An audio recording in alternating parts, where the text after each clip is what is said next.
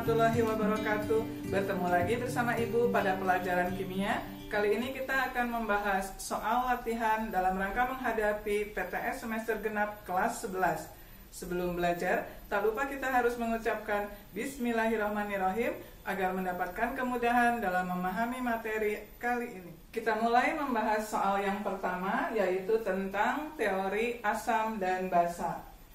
Perhatikan reaksi berikut. Terdapat reaksi 1, 2, 3, dan 4. Kita diminta menentukan pasangan yang kedua spesinya berfungsi sebagai basa menurut teori asam Bronsted-Lowry.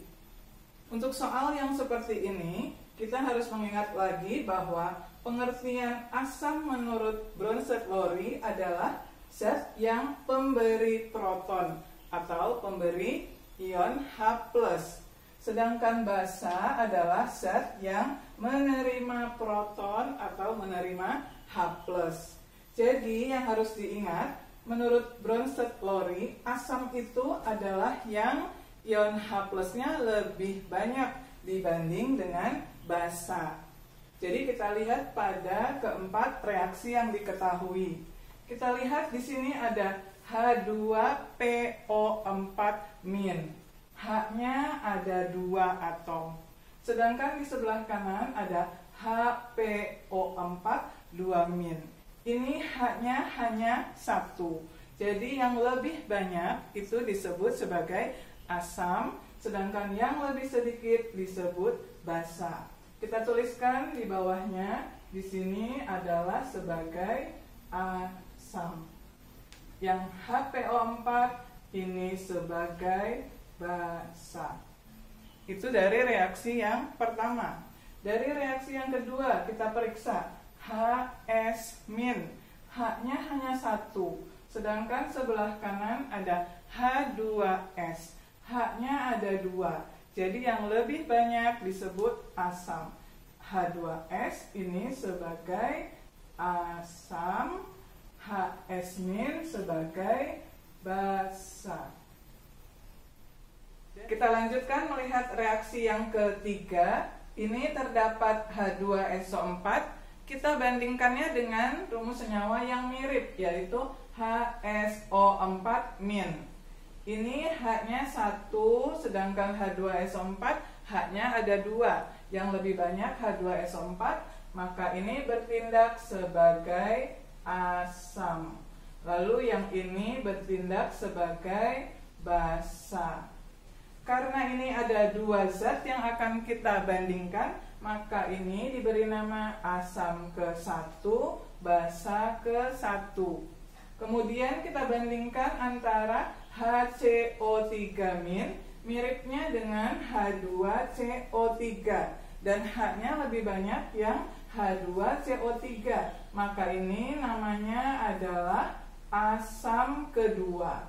Untuk membedakan dengan asam yang pertama, pasti HCO3- adalah basa kedua.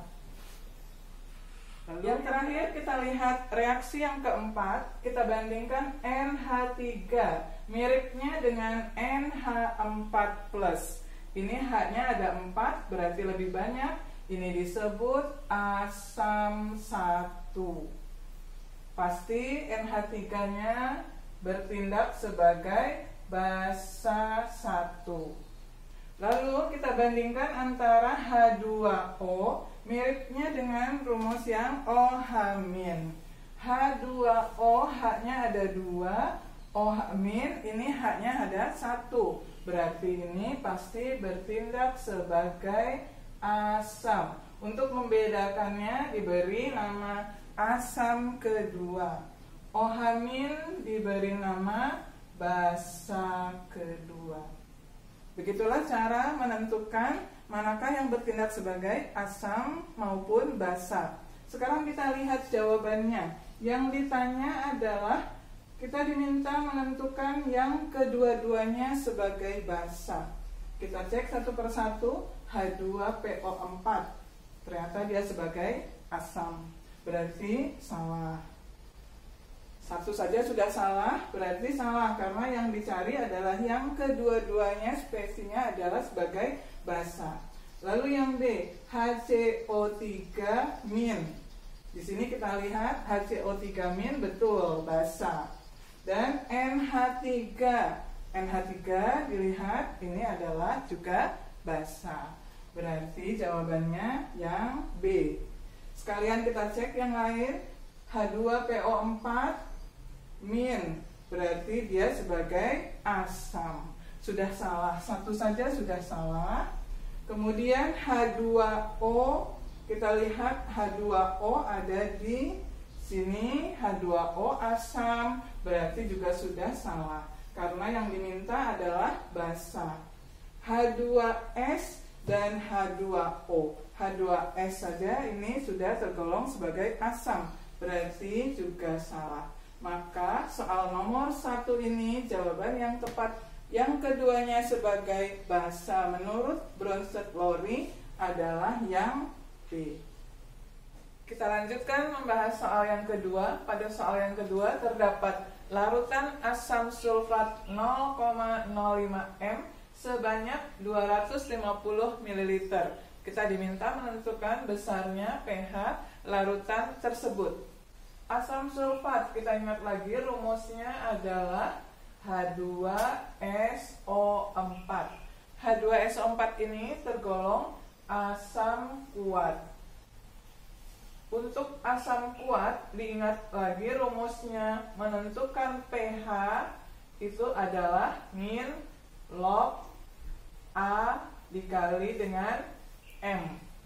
A itu adalah jumlah atom H. Pada asam sulfat, H-nya ada 2. Jadi diganti A-nya menjadi angka 2. pH sama dengan min log A-nya diganti angka 2. Lalu M-nya diganti dengan angka 0,05 atau 5 kali 10 pangkat min 2. Jika sudah ada satuan M, maka volumenya ini bisa diabaikan karena yang masuk dalam rumus pH adalah yang M-nya atau konsentrasinya.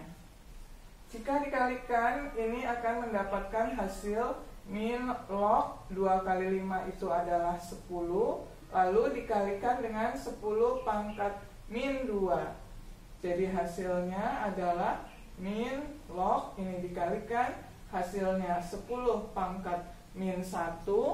Jadi pangkatnya tinggal dipindah ke depan, hasilnya adalah 1.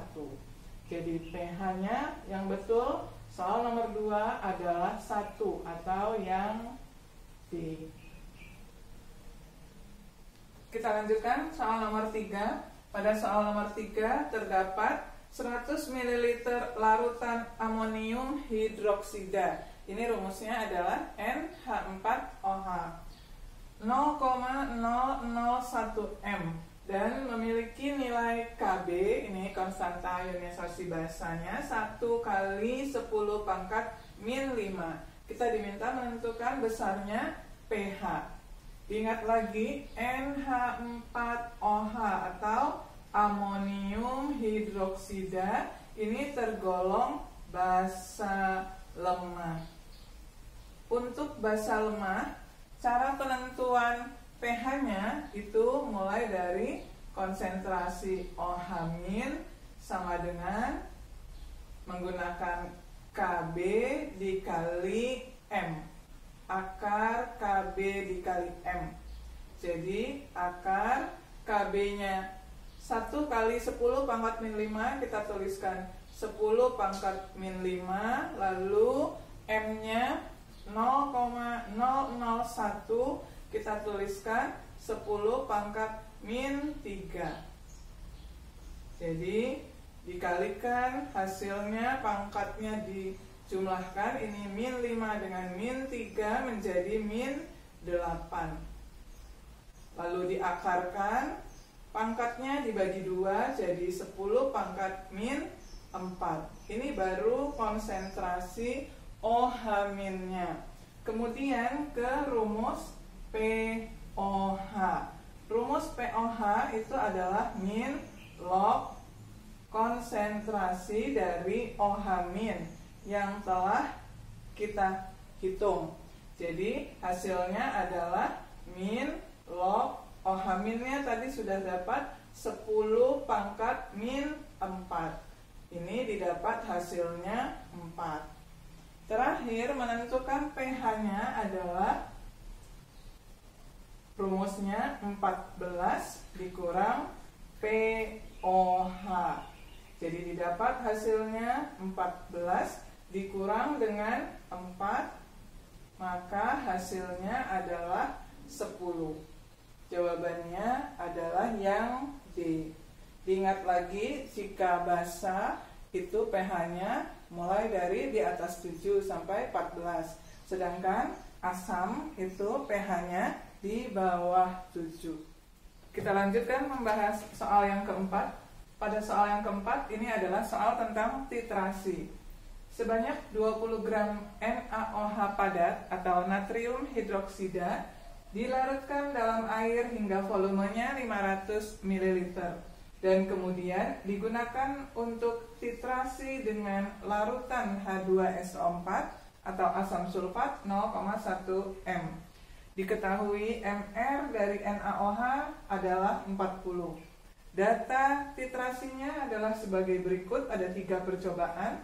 Volume H2SO4-nya tetap 25 ml, sedangkan volume NaOH yang dibutuhkan ternyata berbeda-beda, yaitu percobaan 1 22 ml, percobaan 2 20 ml, dan percobaan 3 18 ml.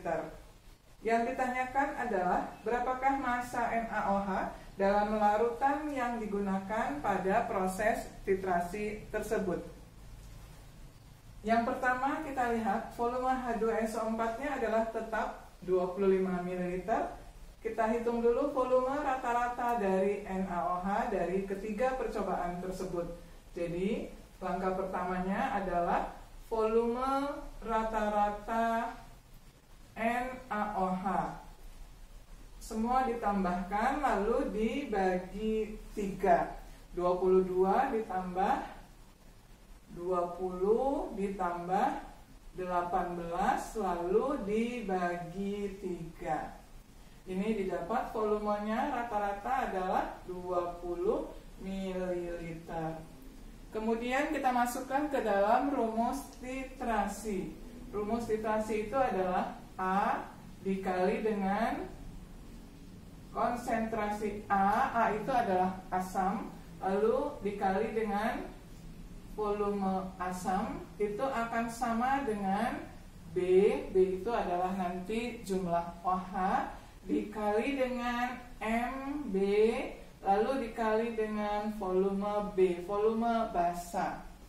A itu dari H2SO4, H-nya ada 2, berarti 2 kali MA. Konsentrasi H2SO4-nya adalah 0,1 m. 0,1 lalu dikali dengan H2SO4-nya volumenya tetap semua 25.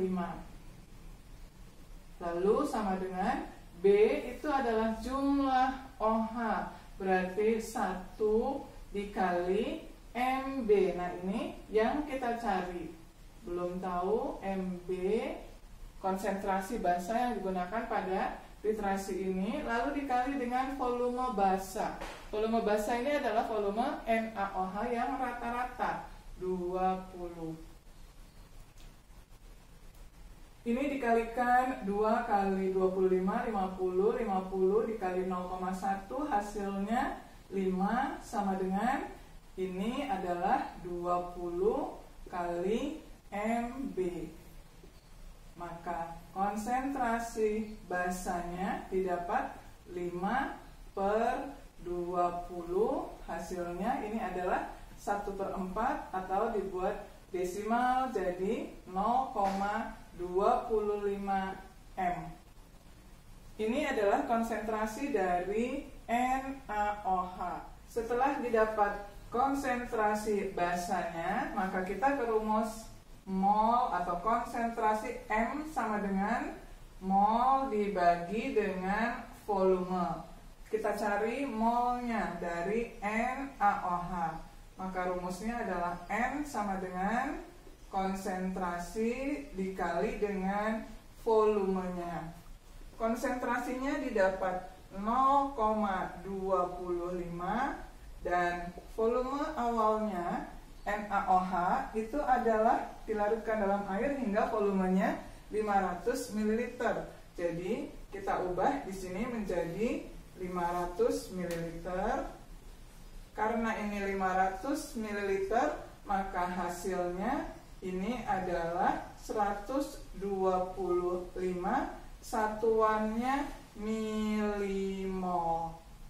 Kemudian milimol harus diubah menjadi mol dibagi 1000, maka hasilnya adalah 0,125. Ini baru satuannya mol. Terakhir, karena yang ditanyakan itu satuannya adalah gram, dari mol harus diubah menjadi gram. Berarti terakhir adalah massa NaOH atau massa dari basa tadi ini adalah 0,125 harus dikalikan dengan mR-nya. mR NaOH itu diketahui di soal adalah 40. Jadi hasilnya 0,125 dikali dengan 40. Maka didapat hasilnya adalah 40 dibagi 8. Hasilnya adalah 5 satuannya gram. Massa satuannya 5 gram. Jadi jawaban yang betul adalah yang A. Kita lanjutkan membahas soal yang kelima, yaitu tentang bab hidrolisis garam. Soal yang kelima, kita diminta menentukan garam berikut yang mengalami hidrolisis total. Ada 5 macam garam, harus kita teliti jenis hidrolisisnya. Yang pertama kita cek dulu adalah KCl. KCl itu terbuat dari asamnya atau basanya dulu. Ini adalah basanya KOH. Lalu Cl-nya itu asalnya dari HCl. Dihafalkan lagi, KOH itu adalah basa kuat. Ini disingkat BK itu basa kuat, HCl itu juga kuat, berarti asam kuat. Jika kedua-duanya bersifat kuat, maka ini hidrolisisnya disebut dia tidak terhidrolisis. Jadi yang A bukan jawabannya, karena sama-sama kuat dia tidak terhidrolisis. Kemudian yang B sekarang, CH3COONA. Garam ini berasal dari yang CH3COO itu asalnya dari CH3COOH atau asam asetat atau asam cuka. Na-nya itu asalnya dari NaOH. Lalu kita harus menghafalkan jenis asamnya. CH3COOH itu adalah asam lemah. Asam lemah. Kemudian NaOH itu adalah basa kuat. Ya, ini tadi adalah asam lemah. Jika salah satunya bersifat kuat dan yang lain bersifat lemah, ini jenisnya disebut hidrolisis parsial. Atau kadang-kadang disebut hidrolisis sebagian. Jadi ini juga bukan jawabannya, karena yang dicari adalah hidrolisis total.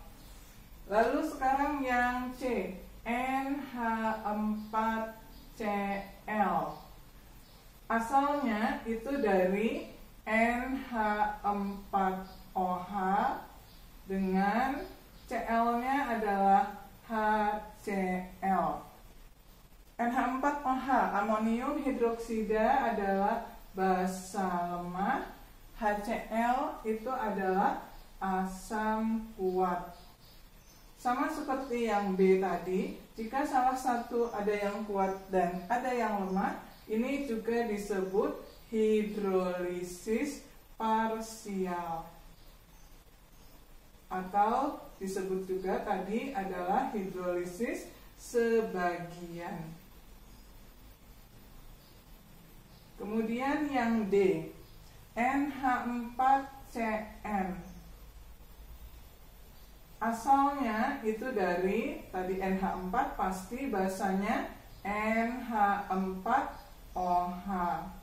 CN-nya itu asalnya dari HCN, yaitu asam sianida. NH4OH ini tadi basa lemah, HCN ini asam lemah. Nah, jika keduanya bersifat lemah, inilah yang disebut hidrolisis total. Jadi jawabannya didapat yang D. Sekalian kita periksa Na2SO4. Na2SO4 asalnya itu dari NaOH, natrium hidroksida, lalu SO4-nya dari H2SO4. NaOH bersifat basa kuat, H2SO4 bersifat asam kuat. Ingat lagi, jika keduanya bersifat kuat, ini disebut tidak terhidrolisis.